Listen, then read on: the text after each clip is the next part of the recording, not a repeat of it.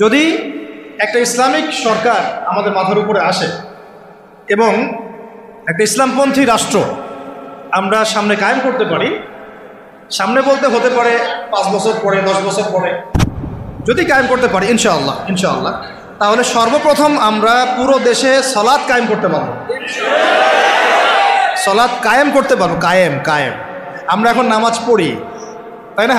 নামাজ কায়েম করি ব্যক্তি জীবনে, পারিবারিক জীবনে, কিন্তু আমরা জাতিগতভাবে কিন্তু নামাজ কায়েম করতে পারি না। আপনি তো চার্জ করতে পারছেন না।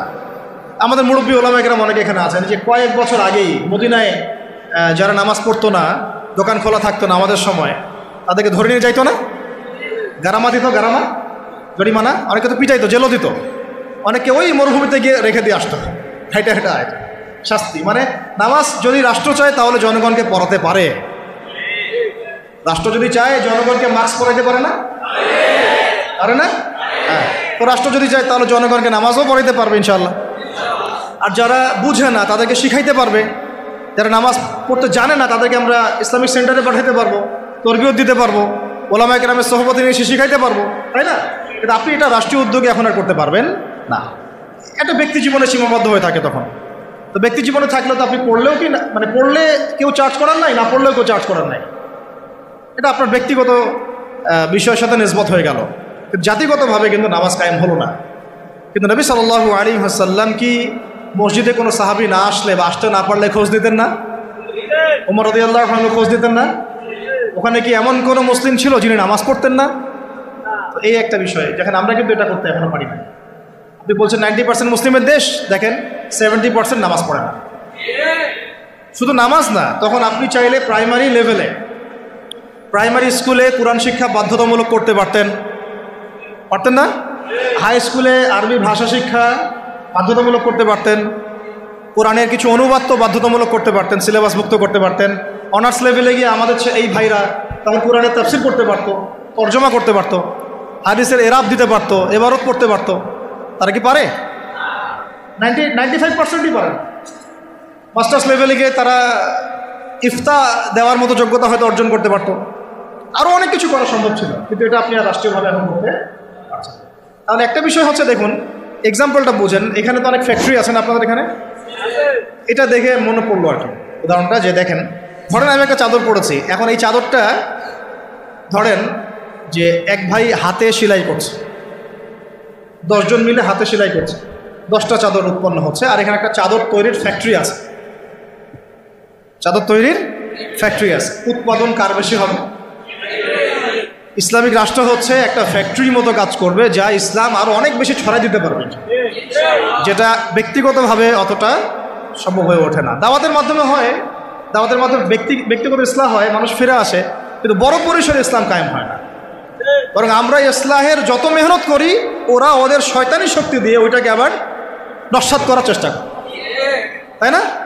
আমরা ইসলাহ করে মানুষকে আল্লাহর পথে ডাকার চেষ্টা করি, ওরা গান বাজায় দিল, কনসার্ট করাই দিল, পর্নোগ্রাফি চালু করে দিল, মেয়ে নাচাই দিল, আল্লাহ বিরুদ্ধে আইন 4টা-5টা চালু করে দিল, বাস আপনার মেহনতের উপর পানি পড়ে গেল, তাই না বিষয়টা? অথচ যদি আমরা একটা ইসলামিক স্টেটের দিকে যেতে পারতাম, ইসলামিক রাষ্ট্র ব্যবস্থার দিকে, তাহলে ওই ক্ষমতা আমাদের হাতে থাকতো যে তারা উপরের লেভেল থেকে ইসলাম বিরোধী কোনো শক্তিকে মানে আমাদের উপর চাপিয়ে দিতে পারত না। 1 নম্বর হচ্ছে আমরা নামাজ প্রতিষ্ঠা করতে পারতাম জাতিগতভাবে, যেটা আমরা এখন পারছি না। 2, আমরা জাকাত কায়েম করতে পারতাম, জাকাত প্রতিষ্ঠা করতে পারতাম রাষ্ট্রীয়ভাবে। এটা মুসলিমদের জন্য বলছি, নামাজ এবং জাকাতের বিষয়গুলো। অমুসলিমদেরকে নিয়ে তো আমাদের এখন এভাবে ফিকির নাই। তারা আমাদের রাষ্ট্রে থাকবে, আমরা সহ অবস্থান করব, আমরা তাদের ধর্ম পালনে কোনো বাধা দিব না, আবার আমরা তাদের ধর্ম পালনের অংশও হব না। মানে না আমি মূর্তি ভাঙতে যাব, আর না আমি মূর্তি পাহারা দিব, আর না আমি মূর্তি গড়ে দিব। তারা লাকুম দিনুকুম ওয়ালিয়া দিন, তোমাদের দিন তোমরা পালন করো, আমাদের দিন আমরা পালন করব। এবং তোমরা আমাদেরকে জিজিয়া দিবা। কি দিবা? এই জিজিয়া কেন দিতে হবে? কারণ এই জিজিয়ার বিনিময়ে আমরা তাদের জান, মাল, সম্পদ, সন্তান সবকিছু নিরাপত্তার দায়িত্ব নেব, যেটা মদিনা রাষ্ট্রে ছিল। এটাকে বলা হয় যে তারা ইসলামিক রাষ্ট্রের মধ্যে আমাদের জিম্মায় থাকে, ওই জিম্মা শব্দও তো এরা বুঝে না। এরা মনে করে জিম্মা মানে মনে হয় জিম্মি, হ্যাঁ তাই না? বলে না যে জিম্মি করে ফেলছে। জিম্মি মানে তো একজনকে অন্যায়ভাবে আটকে রাখা, এটাকে জিম্মি। এই দেখেন আরবির যে কত অবস্থা খারাপ আমাদের দেশে। জিম্মি আর জিম্মা এটা কি এক হইল? জিম্মি হচ্ছে কি কাউকে অন্যায়ভাবে আটকে রাখা, আর জিম্মা মানে আপনার জান আমার জান, আপনার মাল আমার মাল, আপনার সন্তান আমার সন্তান, আপনার পরিবার আমার পরিবার। আপনি আমাকে জিজিয়া দিবেন, আপনার পুরো জান মাল ইজ্জত পরিবারের দায়িত্ব আমাদের। কেউ আপনাদের দিকে বাঁকা চোখে তাকাইতে পারে। যদি তাকাইতে আসে কোনো মুসলমানও যদি আপনার উপর জুলুম করতে আসে, আমরা ওই মুসলমানের হাত কেটে ফেলে দেব যখন আপনার উপর জুলুম হবে। তখন যদি আপনি মাজলুম হন আর মুসলিম জালেম হয়, তাহলে আমরা তার বিরুদ্ধে ব্যবস্থা নেব। এটা হচ্ছে জিম্মাদারি। এরা দেখলাম যে এতটুকু বোঝে না। আমাদের একটা স্ট্যাটাস নিয়ে দেখলাম ভারতীয় একটা মিডিয়া এইসব অপপ্রচার চালাইছে আর কি। উনি বলছে যে অমুসলিমদেরকে জিম্মায় নিয়ে চলে আসবে। আরে ভাই, জিম্মা তো ভালো শব্দ। জিম্মা এত বড় শব্দ যে মানে আমার সন্তান যদি আপনার বিরুদ্ধে অন্যায় করে, আমি আমার নিজের হাতে সন্তানকে শাস্তি দিব, এটা হলো জিম্মা। যাই হোক, এটা তারা বুঝে না। এটা তাদের জন্যে না, এই সালাত এবং যাকাতের বিষয়টা কাদের জন্য না, মুসলিমদের জন্য। অমুসলিমদের জন্য এটা নয়। আমরা তাদেরকে দাওয়াত দিব। কি করব? তাদেরকে দাওয়াত দিব। যাকাত প্রতিষ্ঠা করা সম্ভব কিভাবে? আমরা রাষ্ট্রীয়ভাবে আমাদের যাদের নেশাব পরিমাণ সম্পদ হয়েছে একেবারে তালিকাভুক্ত করে সুমারি করে একটা প্রশাসনের বাহিনীকে লাগিয়ে দিয়ে এইটাকে আমরা মানে উত্তোলন করতে পারি কিনা? নবী সাল্লাল্লাহু আলাইহি ওয়াসাল্লাম করেছিলেন কিনা? আবু বকর সিদ্দিক, ইবনুল খাত্তাব বিন আফফান, উসমান বিন আফফান, আলী ইবনে আবি তালেব তারা করেন নাই? তখন কি এই যাকাতের অর্থগুলো গরিব মানুষের কাছে সমানভাবে বন্টন করা হয় নাই? যাকাতের 8টা খাতে। এবং তখন কি সমাজের মধ্যে গরিব মানুষের সংখ্যা বেশি ছিল না কম? একজনও খুঁজে পাওয়া যায় তো?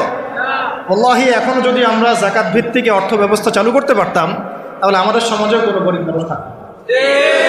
আপনাদের যত ওই কমিউনিজমের মতবাদ আছে, আর ওই পুঁজিবাদ আছে, আর এই সমাজতন্ত্র আছে, হ্যাঁ, আর এই যে আরও যত মতবাদগুলো আছে, ওয়ার্ল্ড ব্যাংকের, IMF-এর, হ্যাঁ, ফেডারেল রিজার্ভ ব্যাংকের, এই সমস্ত মতবাদগুলোই ফেল করছে। মানবতার কল্যাণে তারা কিছুই করতে পারে না। মানবতার কল্যাণে প্র্যাকটিক্যালি কাজ করে দেখিয়েছেন নবী মুহাম্মদ সাল্লাল্লাহু আলাইহি ওয়াসাল্লাম কিভাবে ইসলামী এবং যাকাত ভিত্তিক অর্থ ব্যবস্থার মধ্য দিয়ে সমাজের দরিদ্র মানুষের হক আদায় করতে হয়। এটা তিনি দেখিয়ে দিয়েছেন। আপনারা সেটা কিছুই করতে পারেন। খালি এসব গদবাধা আমাদেরকে ইকোনমিক্সের বই পড়াইছেন। ইকোনমিক্সের কি করছেন? বই পড়াইছেন। আর ইকোনমিক্সের পড়া এত জরুরি এই যুগে, ইসলামিক ইকোনমিক্স, না হলে যে আমাদেরকে কিভাবে তারা সুদখোর বানাচ্ছে আপনি চিন্তাও করতে পারবেন। সাম্য তো কায়েম করতে পারেনই নাই, ইনসাফ তো করতে পারেনই নাই, বরং মানুষকে খাইয়েছেন রিবা, সুদ, ঘুষকে জায়েজ করছেন, দুর্নীতি হয়েছে, টাকার মান কমানো বাড়ানো নিয়ে ইনফ্লেশন করেছেন, গরিবের রক্ত চুষে খাইছেন, হ্যাঁ, একটা অংশ দিন দিন ধনী হয়েছেন, বাকি অংশকে গরিব বানাইছেন। মানুষের রক্তচোষা, শ্রমিকদের রক্তচোষা, গরিবদের রক্তচোষা অর্থনীতি দিয়েছেন মানুষকে। এবং এর ফলে মানে বৈশ্বিক জুলুম আপনারা প্রতিষ্ঠা করেছেন এই অর্থনৈতিক সিস্টেমের মধ্যে। এইটা নিয়ে কথা বলতে গেলে আমার 1 ঘন্টা সময় লাগবে। এটা আমি অন্য একদিন বলবো ইনশাল্লাহ। শুধু এই টপিকের উপর কথা বলবো ইনশাল্লাহ, যে বর্তমান অর্থ ব্যবস্থার ধোঁকাবাজি, বর্তমান অর্থ ব্যবস্থার অর্থনৈতিক সিস্টেমের ধোঁকাবাজি আপনি শুনলে আপনার চোখ কপালে চলে যাবে। আসলে যারা কম জানে ওরা ঘুমাইতে পারে শান্তিতে, যারা আসলে জানে তারা ঘুমাইতে পারে, বুঝছেন? আসলে সত্য কথা এটাই। এত ধোঁকাবাজি হয়েছে অর্থনীতির মধ্যে, এমনভাবে গরিব মানুষকে নির্যাতন করা হয়েছে, এমনভাবে ওদের রক্ত চোষা হয়েছে। আল্লাহর কসম করে বলতেছে, বাংলাদেশের বেশিরভাগ মানুষ এটার হদিসই নাই, তারা জানেই না। এবং এর পিছনে আছে ওই পশ্চিমা পরাশক্তি আর ওই ইসরায়েল এবং আমেরিকার শক্তি। এরা এই কাজগুলো করছে সারা ওয়ার্ল্ড। আল্লাহ পাক আমাদেরকে বোঝার তৌফিক দান করেন। এখন এই যাকাত ভিত্তিক অর্থ ব্যবস্থা প্রতিষ্ঠা করা কিন্তু এখন ব্যক্তিগতভাবে সম্ভব নয়। ব্যক্তিগতভাবে সম্ভব, রাষ্ট্রীয়ভাবে যদি রাজনৈতিক ক্ষমতা আমরা যেতে পারতাম ইসলামপন্থীরা, তাহলে এটা সম্ভব ছিল। 3 নাম্বার দেখুন যে আমাদের যে বাজার আছে, বাজার বলতে 2 রকম বাজার, একটা হচ্ছে আঞ্চলিক বাজার, একটা হচ্ছে বিশ্ব বাণিজ্য। এই দুটো বাজারের মধ্যে হারাম আছে না, হারাম পণ্য আছে না, মাপে কম দেওয়ার বিষয় আছে না, সিন্ডিকেট আছে না, থার্ড পার্টির তেলেসমাতি আছে না, এই সমস্ত বিষয়গুলোকে আমরা নিয়ন্ত্রণ করতে পারছি না। কিন্তু ইসলামী অর্থ ব্যবস্থা থাকলে বা ইসলামী বাজার ব্যবস্থা থাকলে, ইসলামিক যদি আমরা কী বল সাম্যের ইকোনমি যদি আমাদের সামনে থাকতো, তাহলে আমরা এই প্রত্যেকটা হারামকে বন্ধ করতে পারতাম। আমরা এই মজুদদারিগুলো বন্ধ করতে পারতাম, আমরা সিন্ডিকেট বন্ধ করতে পারতাম, আমরা এই যে ইনফ্লেশন বন্ধ করতে পারতাম, আমরা এই বাজারের যে জুলুমগুলা, দুর্নীতিগুলো, এগুলো বন্ধ করতে পারতাম। এগুলো কিন্তু আমরা বন্ধ করতে পারি। ইনস্ট্যান্ট শাস্তির আওতায় আনা সম্ভব ছিল, আমরা এটা করতে পারছি না শুধুমাত্র ইসলামিক বিধান না থাকার কারণে। আল্লাহ পাক আমাদের বোঝার তৌফিক দান। তারপরে দেখুন 4 নম্বর হচ্ছে আমাদের পুরো অর্থ ব্যবস্থায়, এটা ভালো করে বোঝেন, পুরো অর্থ ব্যবস্থায় ইকোনমিক সিস্টেমের মধ্যে 3টা জিনিস খুব মোটা দাগে আছে। একটা হলো জুলুম, একটা হলো খেয়ানত, একটা হচ্ছে দুর্নীতি। কি বললাম? জুলুম, খেয়ানত, দুর্নীতি। এই 3টা আমরা দূর করতে পারি নাই আমাদের অর্থ ব্যবস্থা থেকে। যদি ইসলামিক অর্থ ব্যবস্থা থাকতো, জাকাত ভিত্তিক, সাদাকা ভিত্তিক, কৃষি ভিত্তিক, শিল্প ভিত্তিক, হালাল বাণিজ্য, আঞ্চলিক এবং বৈশ্বিক, তাহলে দেখতেন ইনশাআল্লাহ সমস্ত জায়গা থেকে জুলুম, তারপরে আপনার এই খেয়ানত এবং এই দুর্নীতি একটাও স্থান পেত না। কারণ এটাতে জনগণকে আমরা তখন আল্লাহর কাছে জবাবদিহি করতে বাধ্য করতাম এবং আল্লাহ পাকের বিধান অনুযায়ী বিচার ফয়সালা করতাম।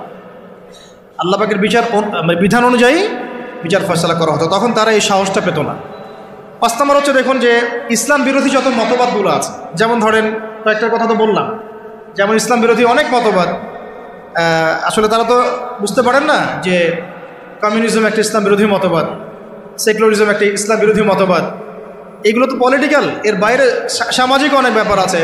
যেমন ইসলাম বিরোধী বিভিন্ন মতবাদ, সংস্কৃতি, কাদিয়ানি মতবাদ ধরেন, তারপরে ইসাই মুসলিমদের ফিতনা, ইসলাম বিরোধী যত মতবাদ, যেমন এই কমিউনিজম বা so-called communism, so-called democracy, so-called secularism, বা এই যে LGBTQ, তারপরে রিবা, কাদিয়ানি মতবাদ, এনজিওদের সুদের ফিতনা, ইসাই মুসলিমদের ফিতনা, যত ইসলাম বিরোধী মতবাদগুলো আছে এগুলোকে রাষ্ট্রীয়ভাবেই আস্তে আস্তে আস্তে মিটিয়ে ফেলা সম্ভব ছিল।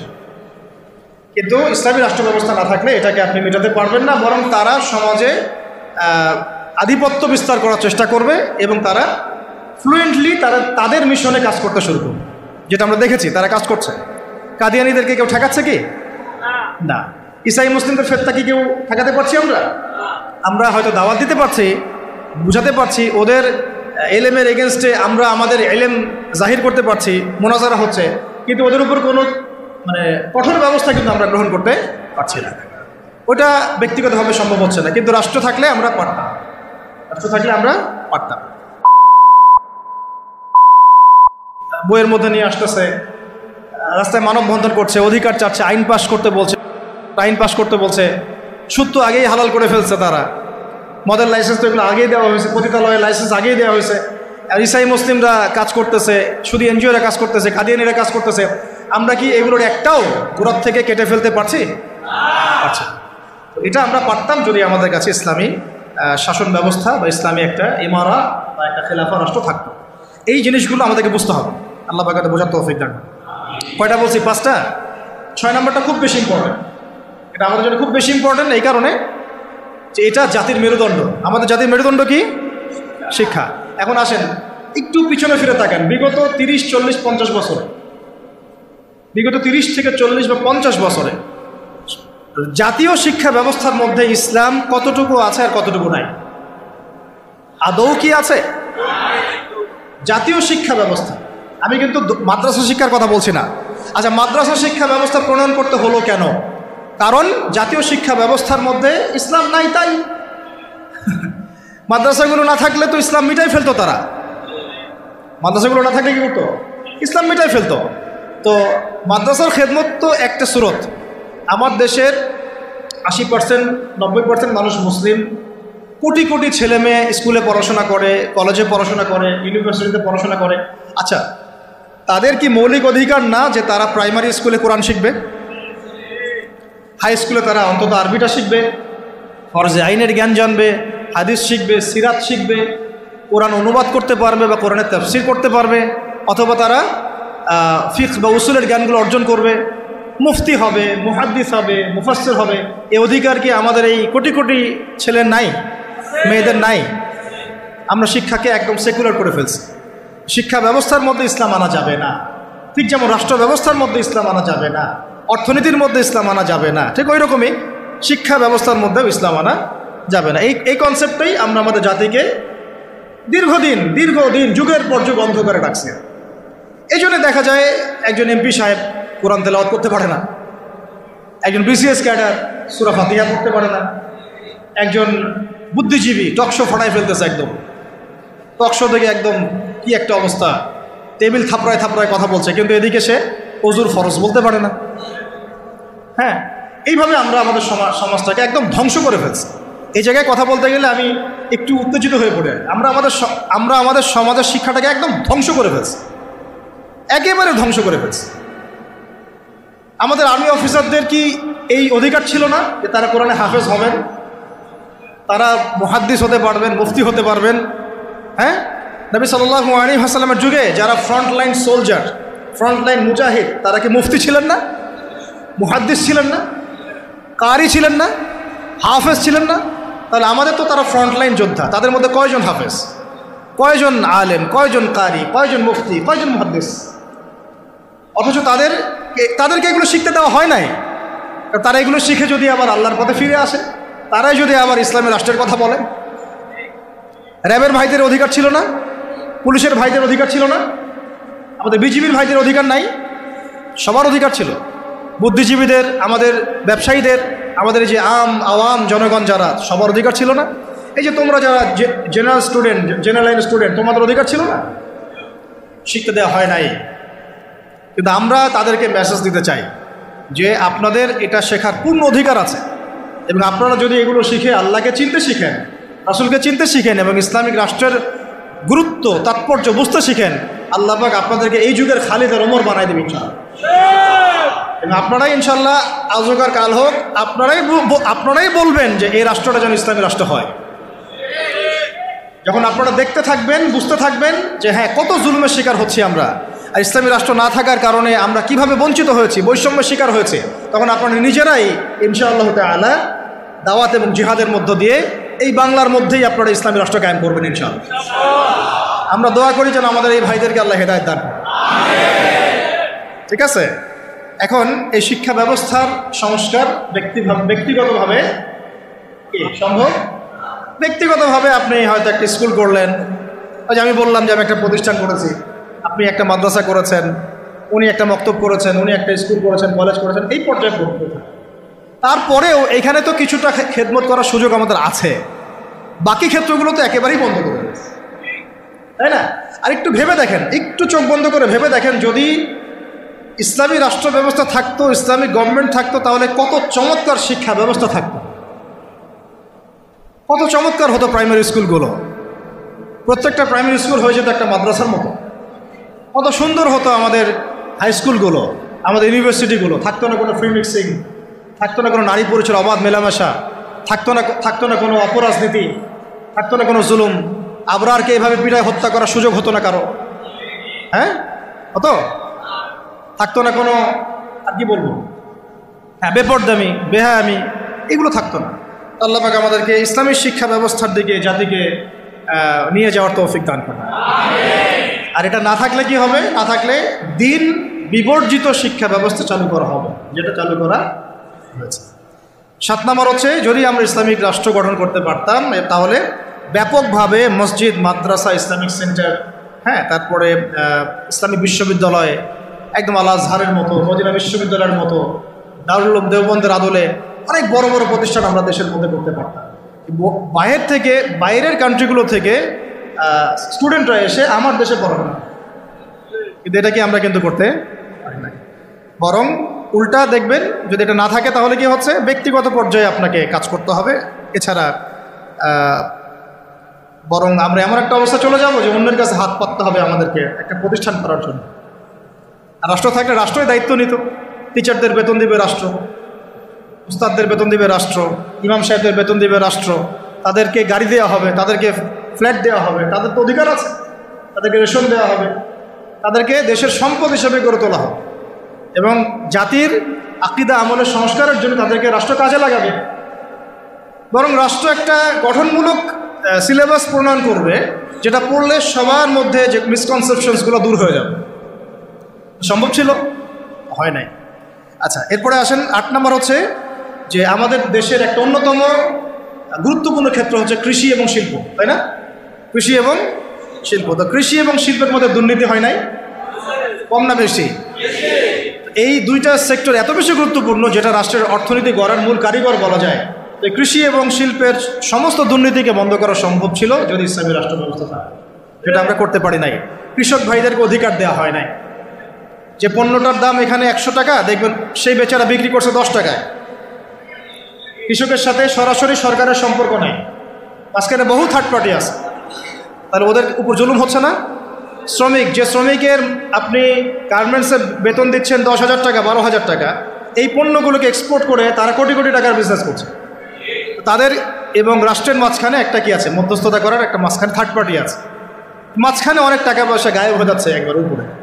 এর উপরে যাচ্ছে না, যাচ্ছে কানাডায়, সুইজারল্যান্ডে, সুইস ব্যাংকে, অমুক জায়গায়, তমুক জায়গায়। হ্যাঁ, তো এই যে গরিবের রক্তচোষা অর্থনীতি, এটা বন্ধ করা যেত যদি আমরা ইসলামী রাষ্ট্র ব্যবস্থা প্রণয়ন করতে পারি।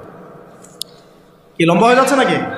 আচ্ছা, 25টা পয়েন্ট বলবো আপনাদের ইনশাআল্লাহ। কয়টা? আজকের মতো 25টা, আরও আছে। যখন কিতাব আসবে ইনশাল্লাহ তখন আরও 50টা 100টাও পাবেন ইনশাআল্লাহ। কয়টা বলছি? 8টা। হ্যাঁ, 8টা না? 8টা। 9 নম্বর লিখেন। 9 নম্বর হচ্ছে যাবতীয় অপসংস্কৃতিকে রুখে দেওয়া সম্ভব ছিল। যেমন স্টার জলসা, জি বাংলা, পরকীয়া শেখানো হয়, জেনা শেখানো হয়, মদ খাওয়া শেখানো হয়। হ্যাঁ, তারপরে ওই যে গুন্ডা মাস্তানি করাকে হিরোর রোল দেওয়া হয়, আর আমাদের ছেলে পেলে ওইটাকে ফলো করে।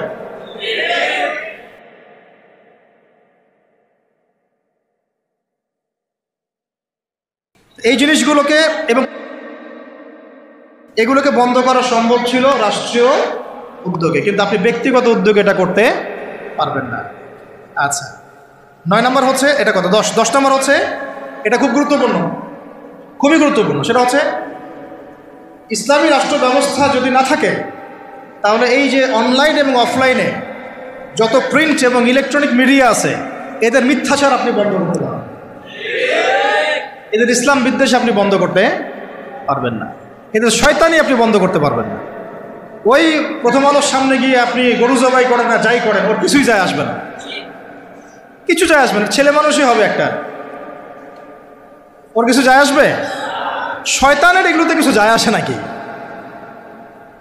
তো যদি ইসলামী রাষ্ট্র ব্যবস্থা আপনার হাতে থাকতো তাহলে আপনি আইন প্রণয়ন করে হোক, নীতি নির্ধারণ করে হোক এবং আইনের সুশাসন নিশ্চিত করে হোক, ইসলামের স্বার্থকে সর্বোচ্চ অগ্রাধিকার দিয়ে আপনি এগুলোকে নিয়ন্ত্রণ করতে পারেন। ইসলামী শাস্তি এগুলা, দর্রা, বেত্রাঘাত, হাত কেটে ফেলা, কি তাই না? রজম করা। এই জন্যে এই ভয়ে তো বহু মানুষ চায় না যে ইসলামী রাষ্ট্র হোক।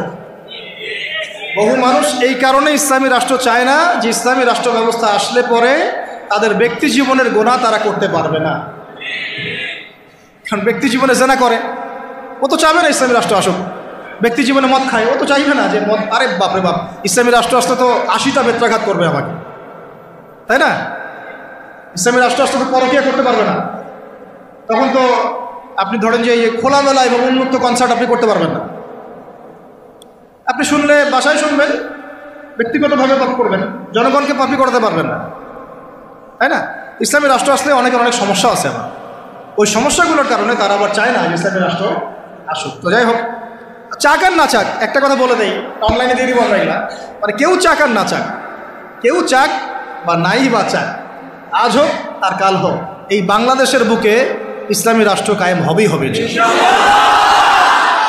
কেউ এটাকে বদলাইতে পারবে না। কেন পারবে না বলেন? কেন পারবে না?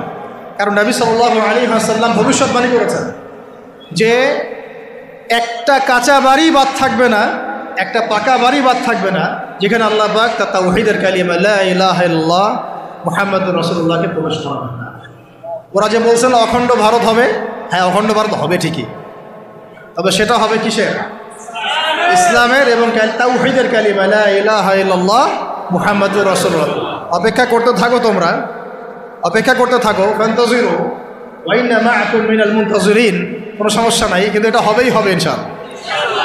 আর যে কথাটা আল্লাহ নবীজি মুখ দিয়ে বলেছেন, জেরুজালেম মুক্ত হবে এবং জেরুজালেম থেকে ঈসা আলাইহিস সালাম কি করবেন, 40 বছর এই বিশ্বকে শাসন করবেন, কারো ক্ষমতা নাই এটাকে ঠেকায়, এটাকে বদলাই দিবে এই ক্ষমতা না ইসরায়েলের আছে, আর না আমেরিকার আছে, আর না পশ্চিমা সভ্যতার আছে, আর না আমাদের এই গোমূত্রখোর মোদিদের আছে, ওদেরও না। এরা তো গোমূত্রখোর, এরা কি খোর? যারা গরুর পেশাব পান করে ওদের মাথায় কি থাকতে পারে? তো যখন ওগুলো খেয়ে নেশা মাথায় উঠে আর কি, তখন হ্যাডাম দেখায়, বুঝতে পারছেন কথা? যাই হোক, আমরা দোয়া করি আল্লাহ পাক তাদেরকে হেদায়েত দান করেন। আবু জেহেলের জন্য তো দোয়া করা হয়েছিল না, আল্লাহ আবু জেহেল বা ওমর রাদিয়াল্লাহু আনহুর মধ্যে যাকে আপনি ভালোবাসেন আল্লাহ আপনি হেদায়েত দান করেন। এমন হতেই পারে যে তাদের বহু মানুষ ইসলামের সৌন্দর্য দেখে আমাদের দিনে ইনশাআল্লাহ দীক্ষিত হবে, হতেই পারে। ইজ্জে আজিজ আও যুল্লি দালিল, একটা হাদিসে আছে যে সম্মানের ঘরে সম্মানের সাথে ঢুকবে, অসম্মানের ঘরে একেবারে অপদস্থ করে ইসলাম ঢুকবে ইনশাআল্লাহ। তো যাই হোক, পয়েন্টটা ছিল কি, যে আমরা যদি ইসলামিক রাষ্ট্র ব্যবস্থা থেকে যেতে পারি তাহলে প্রিন্ট এবং ইলেকট্রনিক মিডিয়ার এই যে ইসলাম বিদ্বেষ এগুলোকে আমরা বন্ধ করতে পারবো, তখন আমরা ইনসাফ প্রতিষ্ঠা করতে পারবো এবং সত্য মানুষের কাছে প্রচার করতে পারবো। সারা বিশ্বে ইসলামকে এই যে জঙ্গি সন্ত্রাসী এই শব্দগুলো কারা ছড়াইছে বলেন তো? এই মিডিয়ারাই ছড়াইছে। কারা ছড়াইছে? এই মিডিয়ারা ছড়াইছে। সবাই ইসলামকে ছড়াইছে না? মুজাহিদদেরকে বলেছে এরা এখন পর্যন্ত, আরে বলে কি বলে, হ্যাঁ মানবতাবাদী না? আমাদের ভাইরা ওখানে নির্যাতিত হচ্ছেন, নিপীড়িত হচ্ছেন, কিন্তু আল্লাহ পাকের কাছে ওই জায়গাটা অনেক মকবুল একটা জায়গা। কেন মকবুল? আল্লাহ পাক ওই জায়গা থেকে বেশি সুহাদা নিচ্ছেন আল্লাহর কাছে, বেশি শহীদ আল্লাহ ওইখান থেকে নিচ্ছেন। তো এটা দেখে আমাদের তো রক্ত আর ঠান্ডা থাকে না, সবার গরম হয়ে যায়, কেউ দেখতেও পারি না এখন এগুলা, কিন্তু আমাদের হাত বাঁধা, আপনি কিছু করতে পারছেন না।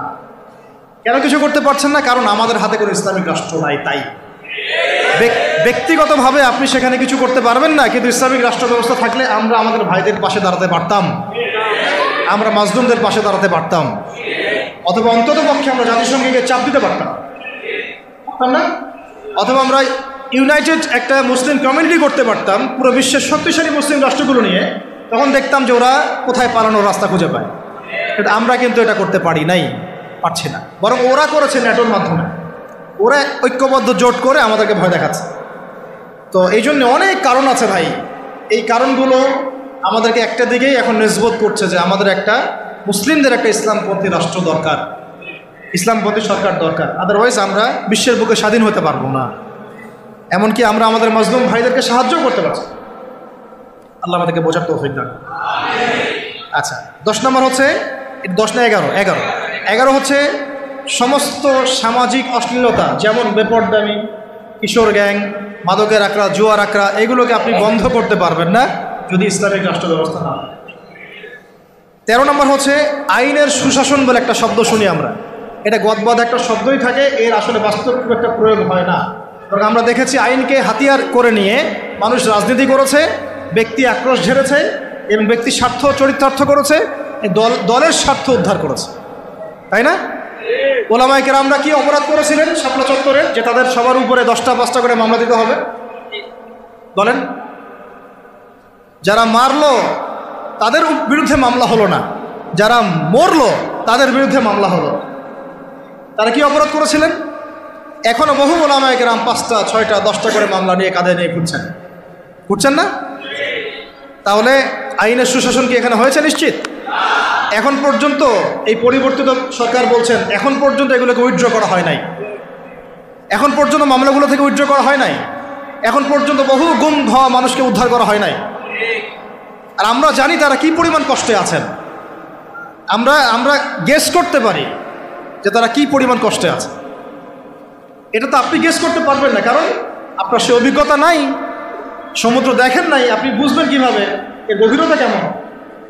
সেখানে একদিন মনে হবে 1 বছরের সমান, একদিন মনে হবে কি 1 বছরের সমান। এমন বহু মানুষ ভিতরে এখনও আছে যারা মাজলুম, নির্যাতিত, নিপীড়িত, এখন ওদেরকে বের করা হয় নাই। এখনো বহু মানুষের ঘাড়ে মিথ্যা মামলা ঝুলছে, বহু ওলামায়ে কেরাম মামলা নিয়ে ঝুলছেন, ভুগছে। আর মামলা এমনভাবে দিয়ে রাখে যে সকালবেলা আপনি হাজিরা দিবেন ঢাকায়, একেবারে আবার দেখা যাবে কালকে আবার হাজিরা দেওয়া লাগবে রাজশাহীতে, তারপরে হাজিরা দেওয়া লাগবে চট্টগ্রামে। এইভাবে তারা হ্যারাস করছে মানুষ। আর 4-5টা মামলা কার উপর থাকলে তার আর কোনো হ্যারাসমেন্টের প্রয়োজন নেই, এটাই তার সারা জীবনকে শেষ করে ফেলবে। তার জমি জমা বাড়ি গাড়ি বিক্রি করেও সে ওখান থেকে বেরোতে পারবে। এদিকে আইনের সুশাসন নিশ্চিত হয়েছে। যদি ইসলামিক রাষ্ট্র ব্যবস্থা থাকতো তাহলে প্রত্যেকটা জালেমের বিচার হতো, প্রত্যেকটা মাজলুমকে আমরা বেকসুর খালাস করে দিতাম ইনশাআল্লাহ। এবং এখানে তাওহীদপন্থী সৎ এবং যোগ্য আইনজীবীদেরকে আমরা রাখতে পারতাম না? শুধু তাই না, এই যে ব্রিটিশ আইন চলতেছে, ব্রিটিশ আইন, এই ব্রিটিশ আইনের যে ফাঁকফোকর, নোংরামি, তাগুতি সিস্টেম, এগুলোকে পরিবর্তন করে আমরা আল্লাহর শরিয়া আইন বাস্তবায়ন করতে পারি।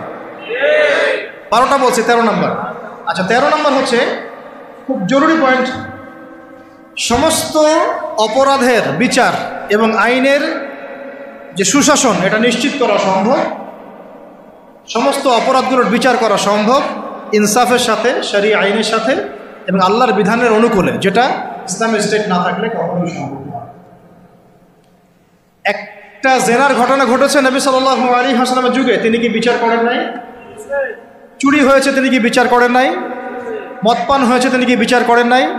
তিনি কোন উৎস থেকে আইন নিয়ে বিচার করেছেন? আল্লাহর পক্ষ থেকে আইন দিয়ে বিচার করেছেন। সেটা কিন্তু আমাদের বিগত 50, 60, 70, 100 বছরে আমরা করতে পারি নাই। তো ইসলামী রাষ্ট্র ব্যবস্থা না থাকলে এটা কখনোই সম্ভব হবে না। ঠিক আছে। 14 নম্বর হচ্ছে হুদুদ এবং কিসাস কায়েম করা সম্ভব হবে না। কি বললাম? হুদুদ এবং কিসাস কায়েম করা সম্ভব হবে না যদি ইসলামী রাষ্ট্র ব্যবস্থা না থাকে। যদি থাকে তাহলে আপনি হুদুদ কায়েম করতে পারবেন, কিসাসও কায়েম করতে পারবেন। কিসাস কি? হত্যার বদলে হত্যা, খুনের বদলে। এই যে মনে করেন কয়দিন আগে দেখলেন না, একটা বাস এসে পিষে দিয়ে চলে গেল। রাস্তাঘাটে কত ঘটনা ঘটছে, এমন হচ্ছে না? কত ঘটনা ঘটছে, কত যে নিরপরাধ মানুষ আমাদের সমাজে প্রাণ হারায়। কোনো হিসেব আছে? কোনো তালিকা আছে? সবগুলোকে সুষ্ঠু কোনো বিচার হয়? বহু মানে জালেম পার পেয়ে যায় না। হুদুদ আর কিসাস থাকলে কোনো জালেম পার পাইতো না, বরং এগুলো সবার সামনে দৃষ্টান্তমূলক শাস্তি দেওয়া হতো। যেমন এই এলাকায় যদি কোনো চুরি হতো তাহলে সবার সামনে তাকে নিয়ে এসে তার হাত কেটে ফেলা হতো। তখন কি চুরি বাড়তো না কমতো? নিশ্চয়ই বাড়তো নাকি? চুরি কি বাড়তো? এটা হচ্ছে একটা সাইকোলজিক্যাল ট্রিটমেন্ট। এটা একটা সাইকোলজিক্যাল ট্রিটমেন্ট যে মানুষ যখন দেখে যে হ্যাঁ, আরে চুরি করলে তো এমন শাস্তি দিবে, জেনা করলে তো ভাই আমার এমন শাস্তি আছে, মানুষ ভয়ে অনেক সময় পাপ করে না, ভয়ে পাপ করে। এ খুব জরুরি। খালি মানুষকে শুধুমাত্র আপনি মানে মিষ্টি মিষ্টি ওয়াজ করে লাইনে আনতে পারবেন না। তোমার ওয়াজের সাথে সাথে কি লাগবে? মেডিসিনও লাগবে। কি লাগবে? মেডিসিনও লাগবে। এই মেডিসিনগুলো দিতে হবে ওহী ভিত্তিক। আল্লাহ পাক আমাদেরকে হুদুদ এবং কিসাস কায়েম করার তৌফিক দান করুন। আচ্ছা, একটা এক্সাম্পল দেই। এই যে আমাদের ছাত্র ভাইরা শহীদ হয়েছেন, শত শত হাজার হাজার, আল্লাহ ভালো জানেন সংখ্যা কত, আমরা জানি না। আমরা কিন্তু এক্স্যাক্ট সংখ্যা জানি না। বহু ভাই পঙ্গু হয়ে হাসপাতালে পড়ে আছেন, তাদের খুনের বিচার করা দরকার ছিল কি না? কতগুলো হয়েছে? যদি একটা এক্সাম্পল দিই, যদি ধরেন যে একজন ছাত্রকে হত্যা করার জন্যে একজন পুলিশ দরকার হয়, একটা বুলেটও দরকার হয়, তাহলে তো যদি 1000 জন মারা যায় তাহলে 1000 পুলিশকে শাস্তির আওতায় আনা লাগতো আর কি। 1000 পুলিশ কি গ্রেফতার হয়েছে? হ্যাঁ, তাদেরকে আদেশদাতারা কি সবাই গ্রেফতার হয়েছে? তাদের মাস্টার মাইন্ডরা কি এখন পর্যন্ত ফাঁসির কাজটা ঝুলেছে কেউ? এই যে ইসলামী হুদুদ এবং কিসাস থাকলে এতদিন পর্যন্ত সবার আগে যে কাজটা হতো, এটা যদি তথাকথিত এই যে ডেমোক্রেটিক বিপ্লব না হয়ে যদি এটা হতো ইসলামিক কোনো রেভলিউশন, তাহলে সবার আগে বিচার হতো খুনের, হত্যার বিচার। সবার আগে এই কাতিলদের কিসাস করা হতো। কিন্তু এটা কিন্তু হয় নাই, বিকজ এটা ইসলামিক মুভমেন্ট হয় নাই, এটা ইসলামিক কোনো রেভলিউশন হয় নাই। যাই হোক, যা হয়েছে হয়েছে, যা হয়েছে হয়েছে। এখন আমরা চেষ্টা করব যেন জালেম আবার ফিরে না আসে এবং মাজলুম যেন কখনো আবার নির্যাতিত না হয়, আর আস্তে আস্তে যেন আমরা ইসলামিক রাষ্ট্র ব্যবস্থা থেকে যেতে পারি। আমরা জানি যে একদিনে আমরা যেতে পারবো না। একদিনে কি পারবো? আলোচনাগুলো তো ওঠা উচিত, সবার জানা উচিত সচেতনতা তৈরি করা উচিত। আজ হোক আর কাল হোক ইনশাল্লাহ হবেই হবে ইনশাল্লাহ। এটা হলো আপনার কত নম্বর বললাম? 13 নম্বর। 14 নম্বর। 15 নম্বর হচ্ছে, এটা খুব জরুরি পয়েন্ট, প্রত্যেকটা ডিপার্টমেন্টে হোক প্রশাসন, হোক ব্যাংকিং সিস্টেম, হোক ইকোনমিক্স, হোক রাজনীতিবিদদের মধ্যে, হোক আপনার প্রিন্ট মিডিয়া, ইলেকট্রনিক মিডিয়ায়, প্রতিটা ডিপার্টমেন্টে যত ভারতীয় দালাল আছে, বিজাতীয় দালাল আছে, বিজাতীয় দোসর আছে, এদেরকে আপনি চিহ্নিত করে শাস্তির আওতায় আনতে পারবেন না যদি আপনি ইসলামিক রাষ্ট্র ব্যবস্থা দিকে না যান। যতই চেষ্টা করেন ফাঁকফোকর দিয়ে তারা বের হয়ে যাবে, ইসলামিক রাষ্ট্র ব্যবস্থার মধ্যে নাই। তো তারা এখানে ফাঁকফোকর খুঁজবে, পেয়েও যাবে, পার পেয়েও যেতে পারে। যেমনটা বিগত সময় হয়েছে না? বিগত সময় তো অনেক অপরাধী পার পেয়ে যায় নাই, ঠিক আছে? সবার কি বিচার হয়েছে? হয় নাই। আল্লাহ পাক আমাদেরকে বোঝার তৌফিক দান করেন। 16 নম্বর হচ্ছে, এটা যদি একবার বলেছি আবার রিপিট হচ্ছে, যে গরিব মানুষের অধিকার নিশ্চিত করা যাবে, গরিবের অধিকার নিশ্চিত করা যাবে ইনশাআল্লাহ। শুধু গরিব না, জন্তু জানোয়ারের অধিকার পর্যন্ত নিশ্চিত করা যাবে ইনশাআল্লাহ। পশু পাখি জন্তু জানোয়ারের অধিকার পর্যন্ত নিশ্চিত করা যাবে ইনশাআল্লাহ। ওমর রাদিয়াল্লাহু আনহু বলতেন যে আমি ভয় পাই যে আমার রাষ্ট্রে বা আমার রাজ্যে যদি ওই ইরাকের, সুদূর ইরাকের ফোরাত নদীর তীরে কোনো ছাগলের বাচ্চাও যদি না খেয়ে মারা যায়, আমি ভয় পাই যে আল্লাহ পাক সেই জন্যও আমাকে জবাবদিহি করাবেন। এটা ছিল ইসলামী খেলাফা। তো এটা ছিল কি? ইসলামী খেলাফা। জবাবদিহিতা অন্য কোন গভর্নমেন্ট দিয়েছে বিশ্বের মধ্যে? ওমর রাদিয়াল্লাহু আনহু বললেন যে এটা আমার, আর এটা আমার ছেলে আব্দুল্লাহ, তার অংশটুকু নিয়ে আমি কাপড় বানিয়েছি। এইরকম ইনসাফ, এইরকম ন্যায় বিচার, এরকম জবাবদিহিতা কোন রাষ্ট্র ব্যবস্থায় আছে? ইসলামী রাষ্ট্র ব্যবস্থা ছাড়া কোথাও আছে? এইগুলো আমরা নিশ্চিত করতে পারতাম, গরিবের অধিকার, যদি আমরা ইসলামী রাষ্ট্রের দিকে যেতে পারতাম। 17 হচ্ছে খুব জরুরি পয়েন্ট, এটা আমাদের ওলামায়ে কেরামরা বুঝবেন আর কি। জরুরি পয়েন্ট হচ্ছে যে বিধর্মীদের কথা বলছি না, মুসলিমদের কথা বলছি। মুসলিমদের ধর্মীয় যে আমল, আকিদা, উসুল, মানহাজ, এই যে বিষয়গুলো আমাদের মধ্যে আছে, এখানে উদ্দেশ্য প্রণীতভাবে বহু ইখতিলাফ ঢুকিয়ে দেওয়া হয়েছে। উদ্দেশ্য প্রণীতভাবেই সব কিছু কিন্তু ইখতিলাফভাবে আসে নাই, ফিকহি ইখতিলাফ থেকে সব আসে নাই, বহু কিন্তু উদ্দেশ্য প্রণীত আছে, ইচ্ছা করে ঢুকিয়ে দেওয়া হয়েছে যাতে আমরা আপোষে একে অপরের সাথে সময় কাটাতে ব্যস্ত থাকি এবং তারা তাদের আখের গোছাতে ব্যস্ত থাকে। ঠিক আছে? হ্যাঁ, জি, আমাদেরকে লাগিয়ে রেখে তারা তাদের মিশন সফল করবে। অনেক বিষয় কিন্তু শুধু ধর্মীয় না, বরং অনেক কিছু রাজনৈতিক বিষয় আছে, পলিটিক্স আছে এখানে। তো এখানে পয়েন্টটা হচ্ছে, ইসলামী রাষ্ট্র ব্যবস্থা থাকলে ধর্মীয়, মুসলিমদের মধ্যে যে ধর্মীয় বিভাজন, যে ইখতিলাফ, যে আকিদা, আমল, মানহাজ এবং উসুলগত যে পার্থক্যগুলা, এইগুলো আমরা আস্তে আস্তে আস্তে আস্তে কমিয়ে ফেলতে সক্ষম হতাম, অথবা কমিয়ে ফেলতে সক্ষম না হলেও আমরা এটাকে একেবারে সংকুচিত করতে সক্ষম হব।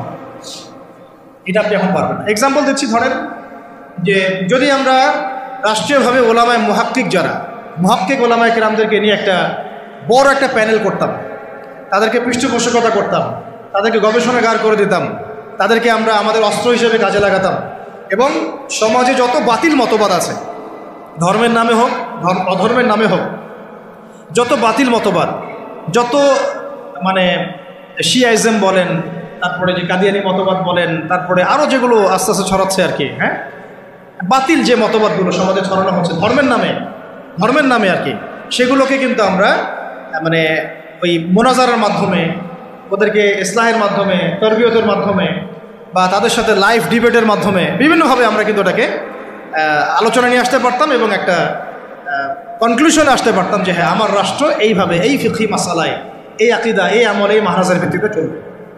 আপোষের কিন্তু ইখতিলাফ দূর হয়ে যায়, একটা জাতিগত ঐক্য আসতো আর কি। কারণ আমাদের মধ্যে কিন্তু খুব বেশি মৌলিক বিষয়গুলো নিয়ে খুব বেশি ইখতিলাফ নাই, ইখতিলাফ আছে কিন্তু ফুরুই অনেক কিছু বিষয়, এইগুলোকে নিয়ে আমাদের মধ্যে কিন্তু অনেক ইখতিলাফ আছে। এটাকে আমরা রাষ্ট্রীয়ভাবেই সমাধান করতে পারতাম, এখন আপনি সেটা করতে পারবেন। ও ওর মতো করে বলবে, সে তার মতো করে লিখবে, সে তার মতো করে ফেসবুকে লিখবে, সে তার মতো করে একটা লাইভ দিবে, সে তার মতো করে একটা বয়ান দিবে। রাষ্ট্র চাইলে সবাইকে বসাইতে পারত, আরে ভাই বসেন, ঠিক আছে বসেন, দুজন দুই প্যানেলে বসেন, দেখি ইলমের মাধ্যমে প্রমাণ হোক যে কোনটা হক আর কোনটা বাতিল। যেটা বাতিল প্রমাণিত হবে সেটা আমার রাষ্ট্র থেকে আমি উচ্ছেদ করে রেখে দেব, শেষ। যেটা বাতিল প্রমাণিত হবে তারা রাষ্ট্রের মধ্যে এইভাবে আর এটা মতবাদ প্রচার করতে পারবে না। যারা হক প্রমাণিত হবে তারা মতবাদ প্রমাণ। আর এখানে তো যাদের মধ্যে সাহিবুল ইলম যারা, তারা তো এটাকে গ্রহণ করে নেবেন, কারণ তারা তো জানেন যে তারা হক, তারা জানেন তারা হক, তারা বুঝেন তারা হক। এখন এই হকটাকে প্রচার করার প্ল্যাটফর্ম দিতাম আমরা, যে আপনারা এই প্ল্যাটফর্মে হক প্রচার করেন। ওর আস্তে আস্তে জনগণের মধ্যে আকিদা, আমল, মানহাজ সব ইখতিলাফগুলো দূর হয়ে যায়। সব দূর না হলেও অ্যাটলিস্ট এটাকে কমায় ফেলা সম্ভব হতো এবং সংকুচিত করা তো অবশ্যই সম্ভব হতো, কিন্তু এটা আপনি এখন আর করতে পারবেন, যেহেতু ইসলামিক রাষ্ট্র ব্যবস্থা আমাদের মধ্যে নাই। আচ্ছা, 17 হয়েছে না? 18। আচ্ছা, ধৈর্য আছে না শেষ? আচ্ছা, 18 হচ্ছে ইসলামী রাষ্ট্র ব্যবস্থা থাকলে আমরা বিধর্মী অমুসলিমদের মাঝে ব্যাপক দাওয়াতের কাজ করতে পারব রাষ্ট্রীয় উদ্যোগেই, এবং এতে করে তারাও ইসলামের দিকে আসার একটা সুযোগ পেত।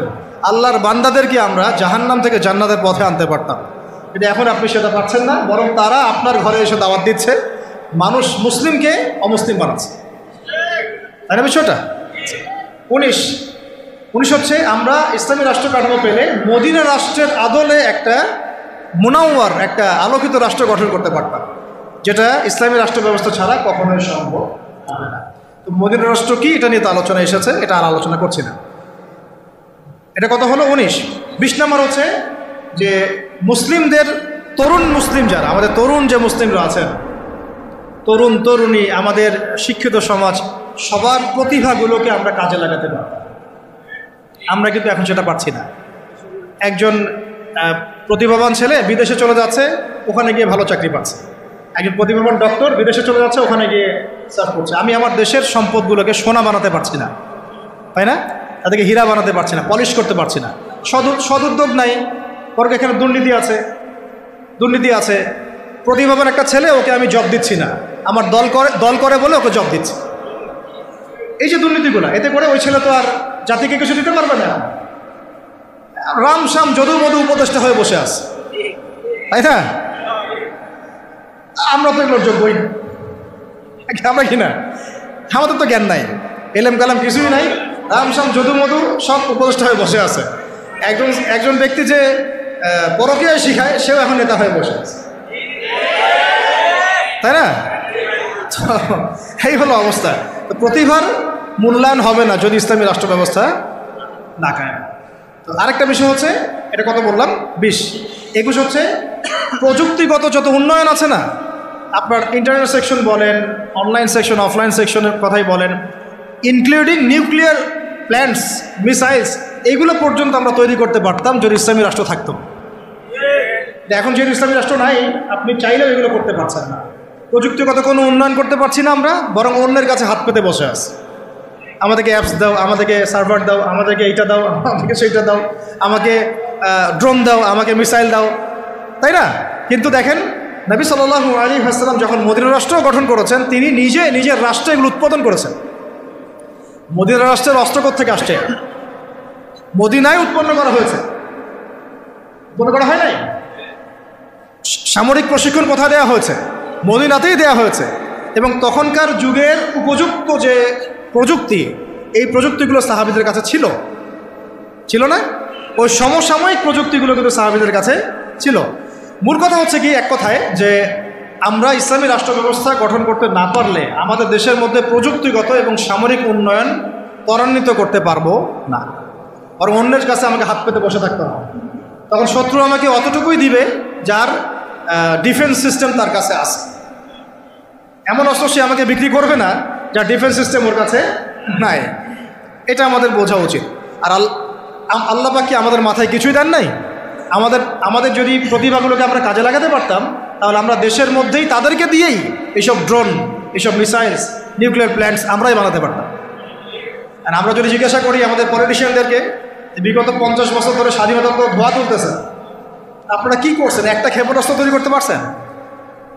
একটা ড্রোন কি বাংলাদেশে তৈরি করতে পারছেন? আচ্ছা, কয়টা বলছি ভাই? আচ্ছা, 4টা। তো একটা হচ্ছে যে অস্ত্র শস্ত্রে আমরা আমাদের সামরিক বাহিনীকে শক্তিশালী করতে পারতাম, উন্নত অস্ত্র, উন্নত সামরিক অস্ত্রে, যেটা কিন্তু আমরা এখন পর্যন্ত পারি নাই।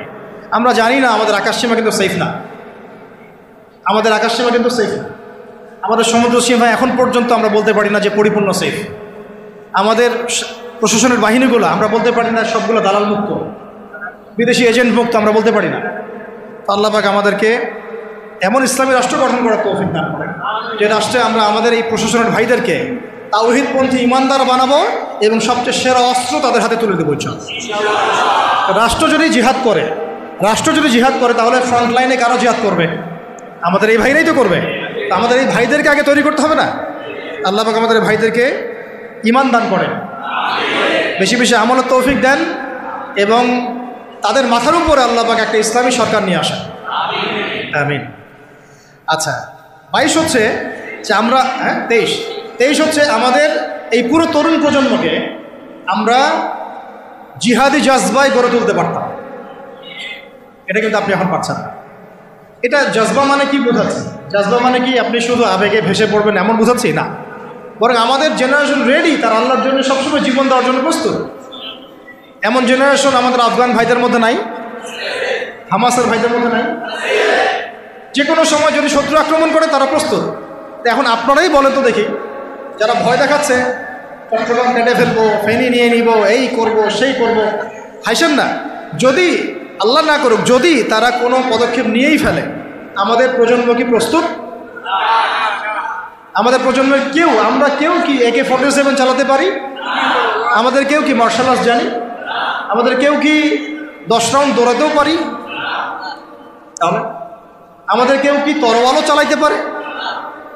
অথচ নবী সাল্লাল্লাহু আলাইহি ওয়াসাল্লামের যুগে সাহাবায়ে কেরাম এক একজন সাহাবী প্রশিক্ষিত ছিলেন। আচ্ছা, আলী রাদিয়াল্লাহু আনহু কেমন মানুষ ছিলেন? তাসবিহ তাহলিল করতেন খালি, ভয়ে তার সামনে কেউ দাঁড়াইতে পারত না। যেই দাঁড়াইতো তাকে তিনি একেবারে গর্দান উড়াই ফেলতে পারতেন, এত প্রশিক্ষিত ছিলেন আলী ইবনে আবি তালিব। হ্যাঁ, ওমর ইবনুল খাত্তাব তিনি কি শুধু কুরআন তেলাওয়াতি করতেন, নামাজই পড়তেন, তাহাজ্জুদই পড়তেন? তিনি এত বেশি প্রশিক্ষিত ছিলেন, তার সামনে 10 জন দাঁড়াতে পারতেন। হামজা রাদিয়াল্লাহু আনহু। তাহলে দেখেন, আমাদের পুরো জেনারেশনকে দেখেন, ইনক্লুডিং আমাকে দেখেন, আমরা কি আসলেই প্রস্তুত? দেখা যায় আমাদের গতকালকে বলছিলাম যে 4-5 জন ডাকাত যদি একটা ছোট্ট ছুরি নিয়ে আমাদের সামনে দাঁড়ায়, আমাদের তো ভাই খবর হয়ে গেছে, ভাই কি আছে নেই, সব নেই, তা আমাকে ছাড়, বিষয়টা হল না। কিন্তু একটা সময় ছিল যে আমাদের জেনারেশনের তরুণরা একাই 8-10 জনের সাথে লড়াই করতে পারে, ভয় করতো না। দেখেন, আমরা কিন্তু এরকম মানে প্রশিক্ষিত একটা প্রজন্ম করতে পারি নাই, কিন্তু ইসলামী রাষ্ট্র থাকলে আমরা পারতাম না? প্রত্যেক স্কুলের ছাত্রদেরকে আমরা কিন্তু স্কাউটের মাধ্যমে হোক, মিলিটারিদের আওতায় নিয়ে এসে হোক, একটা 6 মাসের ট্রেনিং দিতে পারতাম, কলেজের ছাত্রদেরকে দিতে পারতাম, ভার্সিটির ভাইদেরকে দিতে পারতাম। আমাদের মিসাইলস লাগবে, প্রশিক্ষণ লাগবে, ট্রেনিং লাগবে, তাই না? জাবাজ আমাদের সব অফিসার লাগবে। এই ক্ষমতা বাঙালি জাতির আছে, এই ক্ষমতা আমাদের আছে, আমাদের আর্মি ভাইদের আছে, আমাদের বিজিবি ভাইদের মধ্যে আছে, ওই কলেজে তাদের আছে ঠিকই। কিন্তু রাষ্ট্রীয় ইসলামী রাষ্ট্র না থাকার কারণে, রাষ্ট্রীয় পৃষ্ঠপোষকতা না থাকার কারণে এবং রাষ্ট্রীয় চাপ তাদের উপর থাকার কারণে তারা তাদের প্রতিভার বিকাশ ঘটাতে পারে নাই। আমি চ্যালেঞ্জ করতেছি, আপনি বিএসএফ, এই যে ভারতের বিএসএফের 100 জনকে লাগান বর্ডারে, আমাদের বিজিবির 20টা ভাইকে লাগান, ওরা পারবে না ইনশাল্লাহ। যদি ক্ষেপণাস্ত্র না নিক্ষেপ করে ওরা পারবে না, যদি আসমান থেকে বিমানে ওরা যদি ফায়ার না করে তাহলে ওরা পারবে না, মাঠে ওরা আমাদের 20 জন বিজিবির ভাইদের সাথে পারবে না ইনশাল্লাহ। পারবে না, আমি বলছি, গ্যারান্টি দিচ্ছি পারবে না ইনশাল্লাহ, দেখে নিয়ে। কিন্তু ওরা আমাদের উপরে মানে চড়াও হচ্ছে কিসের ভিত্তিতে? আমাদের আওয়ামদের মধ্যে প্রশিক্ষণটা নাই এবং আমাদের মধ্যে ওই প্রযুক্তি নাই, আমাদের মধ্যে ওই পরিমাণ অস্ত্রশস্ত্র নাই, এই জন্য তারা এই দাপটটা দেখাচ্ছে। কিন্তু আমাদের আর্মি অফিসাররা, আমাদের এই বিজিবির ভাইরা, নৌবাহিনীর ভাইরা, আমাদের এই আপনার বিমান বাহিনীর ভাইরা, তারা অনেক অনেক বেশি প্রশিক্ষিত। কিন্তু আমরা তাদেরকে ওইভাবে ইমানের চর্চায় নিয়ে এসে আল্লাহর রাহে জীবন বিসর্জনের মানসিকতা তৈরি করতে পারি না। আল্লাহ পাক আমাদেরকে বোঝার তৌফিক দান। তো এটা আমাদের শুধু তাদের জন্য না, আমাদের পুরো এই তরুণ সমাজ সবাইকেই এই প্রশিক্ষণগুলোর আওতায় নিয়ে আসা উচিত। কিন্তু এটা আপনি এখন পারছেন না। যদি ইসলামী রাষ্ট্র ব্যবস্থা হয় কখনো, তাহলে ইনশাআল্লাহ পারবেন। ঠিক আছে, আল্লাহ পাক আমাদেরকে বোঝার তৌফিক দান। 24 হয়ে গেছে, 23, হ্যাঁ 24 হচ্ছে যে আমরা যদি এক ইসলামিক রাষ্ট্র পর্যায় পর্যন্ত যেতে পারি তাহলে কি হবে? তাহলে আমরা পুরো বিশ্বের বড় বড় যে ইসলামিক রাষ্ট্রগুলো আছে, যেমন ধরেন যে মালয়েশিয়া, তারপরে ধরেন যে সৌদি আরবিয়া বা কাতার বা তুরস্ক বা আফগানিস্তান, পাকিস্তান বা আরও বড় বড় যে রাষ্ট্র, ইরান, যে রাষ্ট্রগুলো মানে কম বেশি ইসলামের সাথে সম্পৃক্ত, একটা ঐক্যবদ্ধ জোট আমরা গঠন করতে পারতাম, ন্যাটোর চেয়েও শক্তিশালী। তখন কিন্তু আমরা ওদেরকে চোখ রাঙাতে পারতাম। এটা আল্লাহ পাক করতে বলেছেন আমাদেরকে সূরা আনফালের মধ্যে, কিন্তু আমরা সেটা করি নাই। আল্লাহ বলেছেন যে কাফেররা জোটবদ্ধ হচ্ছে, তোমরাও যদি জোটবদ্ধ না হও তাহলে দুনিয়ার মধ্যে ফাসাদ সৃষ্টি হবে। হয়েছে? এটা ইসলামী রাষ্ট্র ছাড়া সম্ভব না। একা একা তো আপনি এটা করতে পারেন। তারপরে আমরা আমাদের মজলুম ভাইদের পাশে থাকতে পারতাম, তাদেরকে হেল্প করতে পারতাম। তখন আমরা ওই ঐক্যবদ্ধ জোট মিলে, শক্তি মিলে আমরা কিন্তু ইসরায়েলের বিরুদ্ধে কথা বলতে পারতাম না? আমাদের গাজায় আমাদের মজলুম ভাই বোনদের পাশে দাঁড়াতে পারতাম। এখন তো সবাই বিক্ষিপ্ত, ওরা আমাদের সবাইকে একা একা বাগে পাইছে, আর একা একা বাগে পাইছে। ওই 3 ভাইয়ের মতো ঘটনা হয়েছে। হ্যাঁ, 3 ভাইকে একজন হত্যা করতে চায়, প্রথমে এক ভাইকে গিয়ে বুঝাইছে যে আরে তোর ওই 2 ভাই তো তোকে দেখতে পারে না, ওদের সাথে চলিস না, তুই আমাদের সাথে থাক। হ্যাঁ, এভাবে বুঝে ওকে আলাদা করছে, করে ওকে প্রথমে জবাই করছে। ও 2 ভাইকে বোঝাচ্ছে আরে ওকে জবাই করছে তো ঠিক আছে, ও অপরাধ করছে তাই করছে, তুই তো ওর অপরাধ করিস নাই, তোকে করবো না, তুই আমার সাথে থাক। সে তার সাথে থাকা শুরু করছে, পরে ওকেও জবাই করছে। শেষমেশ ওই যে ফাঁকা একজন ছিল ওকেও জবাই করছে। ওরা এই পলিসিতে গেছে। আল্লাহ পাক আমাদেরকে বৈশ্বিক ইসলামী জোট গঠন করার তৌফিক দান। আর শেষটা হচ্ছে যে ইসলামী রাষ্ট্র ব্যবস্থা যদি না থাকে তাহলে আমরা সত্যিকারের চূড়ান্ত স্বাধীনতা বলতে যা বোঝায় তার স্বাদ আমরা কখনোই আস্বাদন করব না। চূড়ান্ত স্বাধীনতা মানে কি? যে আমি শুধু এক আল্লাহর দাসত্ব করব, আল্লাহ ছাড়া অন্য কাউকে ভয় করি না, অন্য কোনো পরাশক্তির দাসত্ব করি না। এক আল্লাহর দাসত্বে পুরো জাতি মিলে আমরা স্বতন্ত্র স্বাধীন। এই স্বাধীনতার স্বাদ আমরা আস্বাদন করতে পারবো না যদি একটা ইসলামী রাষ্ট্র ব্যবস্থা না আসে। আল্লাহ পাক আমাদের সবাইকে চূড়ান্ত স্বাধীনতা অর্জন করার তৌফিক দান। এখন এখানে একটা কথা মিস হয়ে গেছে, যেটা গতদিন মিস হয়ে গেছিল, মনে পড়ছে বলে দেই।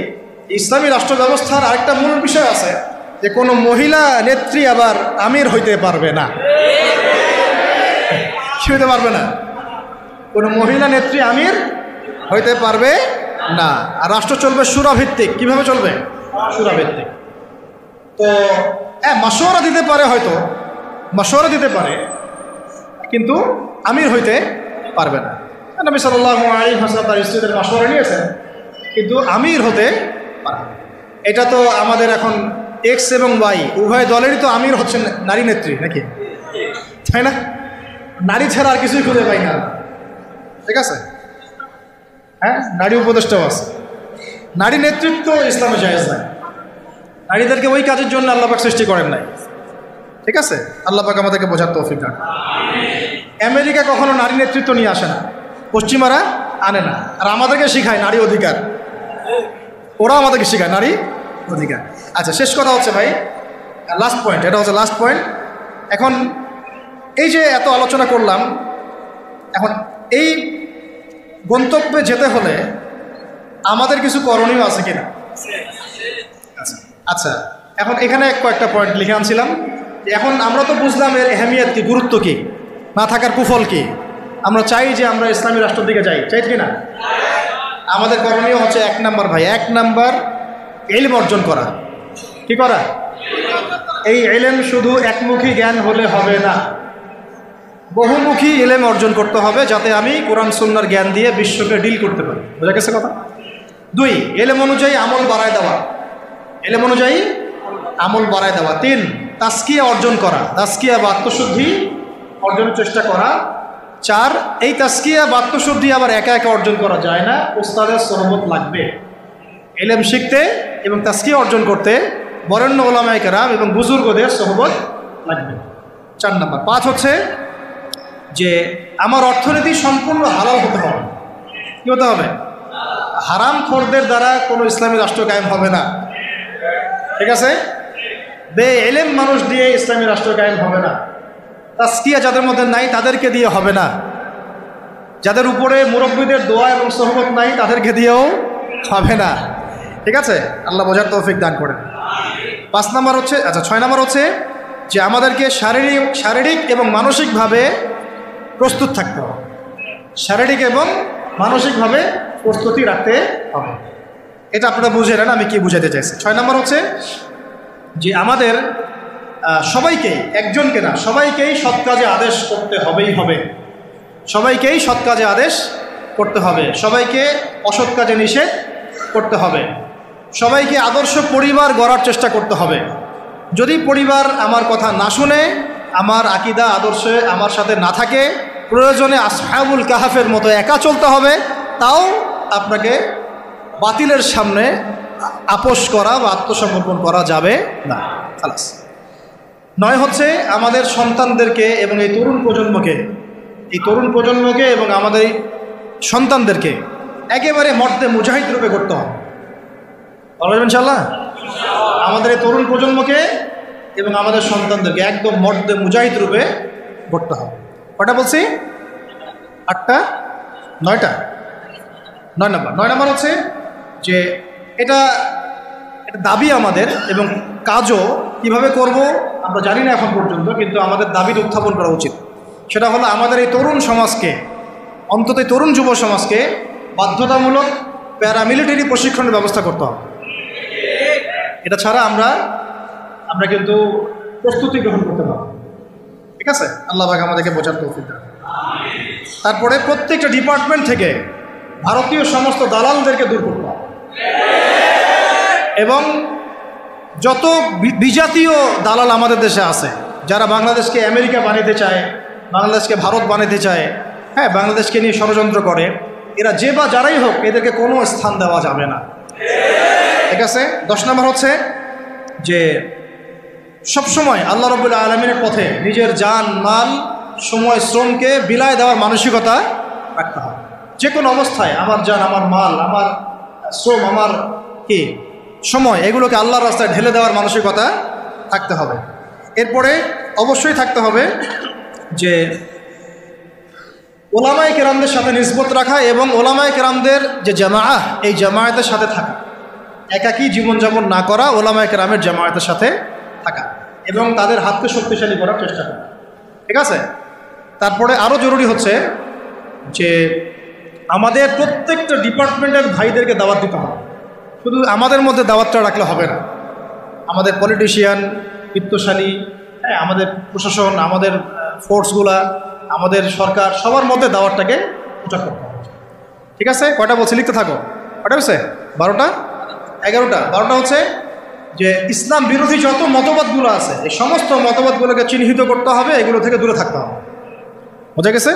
ইসলাম বিরোধী যত মতবাদ আছে সমস্ত মতবাদ চিহ্নিত করা আগে, যেমন বললাম ডেমোক্রেসি, সোকল কমিউনিজম, সোকল এই সেকুলারিজম, এগুলো ফাইন্ড আউট করতে হবে, করে দূরে থাকার ফিকির করতে হবে। তারপরে হচ্ছে কত? 13, সাহাবাওয়ালা জীবনযাপন করতে হবে। সাহাবাওয়ালা জীবনযাপন, সাহাবাওয়ালা জিন্দেগি, দুনিয়ার পূজা ত্যাগ করতে হবে, দুনিয়ার পূজা ত্যাগ করতে হবে, সাহাবাদের মতো জিন্দেগি যাপন করতে হবে। ঠিক আছে? 14 হচ্ছে অল্পে তুষ্ট থাকতে হবে, অল্পে তুষ্ট থাকতে হবে, দুনিয়ার নেশায় ডুবে যাওয়া যাবে না। 15 হচ্ছে বিয়ে শাদী দ্রুত করে ফেলতে হবে। কারণ আছে, কারণ হচ্ছে এটা আপনাকে অস্থিরতা থেকে স্থিরতা দিবে। ঠিক আছে? স্থির থাকলে আপনি অনেক কাজ করতে পারবেন, অস্থির থাকলে কোনো কাজ করতে পারবেন না। 16 নম্বর সন্তানদের কথা বলেছি, মানুষ করার কথা, হ্যাঁ এটা তো বলেছে। আচ্ছা 16 নম্বর হচ্ছে যে আমাদের মধ্যে আর কোনো বিভাজন তৈরি করা যাবে না, বরং আমাদের মধ্যে ইখতিলাফি বিষয়গুলোকে বাদ দিয়ে সবাই মিলে একটা ঐক্যবদ্ধ শক্তি গঠন করার চেষ্টা করব। ঠিক আছে? এটা খুব জরুরি জিনিস, সবাই মিলে একটা জাতীয় ঐক্য গঠনের চেষ্টা করতে হবে। তারপরে 17 হচ্ছে খুব জরুরি একটা পয়েন্ট, নবী সাল্লাল্লাহু আলাইহি ওয়াসাল্লামের সিরাতুন নবী সাল্লাল্লাহু আলাইহি ওয়াসাল্লামকে বাধ্যতামূলকভাবে শিখতে হবে। সিরাতের আদলেই তো আপনাকে রাষ্ট্র গঠন করতে হবে। এর পাশাপাশি হচ্ছে যে আমাদের যে প্রতিভাগুলো আল্লাহ পাক আমাদেরকে দিয়েছেন, এই প্রতিভাগুলোকে কাজে লাগায় প্রত্যেকটা জেলায় জেলায়, থানায় থানায়, ইউনিয়নে, এলাকায়, মহল্লায় একটা সাংগঠনিক রূপ আমাদেরকে দিতে হবে, যেটা পারছি, এবং এটাকে একটা চেইন অফ কমান্ডের আন্ডারে নিয়ে আসতে হবে, যাতে করে আমরা একটা ঐক্যবদ্ধ জাতীয় শক্তি হতে পারি। আল্লাহ পাক আমাদেরকে বুঝতে হবে। আর 19 হচ্ছে সামনের দিনগুলোর দিকে ভালো করে দৃষ্টি রাখা, খুব বিচক্ষণতার সাথে সামনে কি হচ্ছে এটার একটা মানে খুব ক্লোজ একটা আইস আমাদের সবাই রাখতে হবে। মানে একটা বুঝতে চাচ্ছি যে খুব দূরদর্শিতা সম্পন্ন একটা দৃষ্টি আমাদের রাখতে হবে, সামনের দিনগুলো কেমন হচ্ছে, কি হচ্ছে, এবং যখন যেভাবে পদক্ষেপ নেওয়া প্রয়োজন ওলামায়ে কেরামের সাথে মশওয়ারা করে সেইভাবে পদক্ষেপ নিতে হবে। ২০ নম্বর হচ্ছে কোনো অবস্থাতেই এই জালেম ফাসেক, এই মোরতাদ, এই মানে ভারতীয় দালালদেরকে কোনো অবস্থাতেই আবার সুযোগ সৃষ্টি করতে দেওয়া যাবে না। যদি তারা সুযোগ সৃষ্টি করতে পারে তাহলে না থাকবে আপনার দেহ আর না থাকবে আপনার পর্দা। মনে রাখেন। সবশেষ কথা হচ্ছে যে আগামীতে যখন আমাদের ইসলামী রাষ্ট্র গঠনের কোনো সুযোগ আসবে বা কোনো অকেশন আসবে বা কোনো আমাদের অকারেন্স তৈরি হবে, তখন যেন আমরা পিছুপা না হই, বরং ওলামায়ে কেরামদের সাথে থেকে ঐক্যবদ্ধ থেকে আমরা সাহসিকতার পরিচয় দিয়ে ইসলামকে মসজিদ থেকে নিয়ে পার্লামেন্ট পর্যন্ত নিয়ে যেতে পারি। তারপরে আরও অনেক কাজ থাকবে, ওই কাজগুলো নিয়ে আমরা পরে কথা বলব। আগে আপাতত আমরা মদিনা রাষ্ট্রের আদলে এই রাষ্ট্রটাকে আগে কায়েম করার চেষ্টা করি। এরপর রাষ্ট্র যদি আমরা পেয়ে যাই তখন আমরা কি করব, কীভাবে চলবো, আমাদের পলিসিগুলো কেমন হবে, সেটা নিয়ে আমরা আস্তে আস্তে পরে কথা বলবো ইনশাআল্লাহ। আল্লাহ রাব্বুল আলামিন আমাদের সবাইকে প্রথমত ইসলামী রাষ্ট্রের আহমিয়ত, গুরুত্ব বোঝার তৌফিক দান করুন। এটা থাকলে কি ফজিলত, না থাকলে কি ক্ষতি, এটা বোঝার তৌফিক দান করুন। ইসলামী রাষ্ট্র গঠন যে একটা বড় ইবাদত বটে, এটাও বোঝার তৌফিক দান করুন। আল্লাহ পাক আমাদের সবাইকে ইসলামী রাষ্ট্র প্রতিষ্ঠার জন্যে যে কাজগুলো আজকে আমরা আইডেন্টিফাই করলাম, এই কাজগুলোকে ব্যক্তি পর্যায় থেকে নিয়ে উচ্চ পর্যায় পর্যন্ত করার, প্রচার করার, নিজে আমল করার, দাওয়াত দেওয়ার এবং এটাকে প্রতিষ্ঠা করার তৌফিক আল্লাহ পাক আমাদের দান করুন। আকুলু কওলি হাযা আস্তাগফিরুল্লাহ লি ওয়া লাকুম ওয়া লিসাইরিল মুসলিমিন। বারাকাল্লাহু লানা ওয়া লাকুম বিল আয়াতিল হাকীম ইন্নাহু তাআলা জাওয়াদুন কারীম ওয়া রাউফুর রহিম।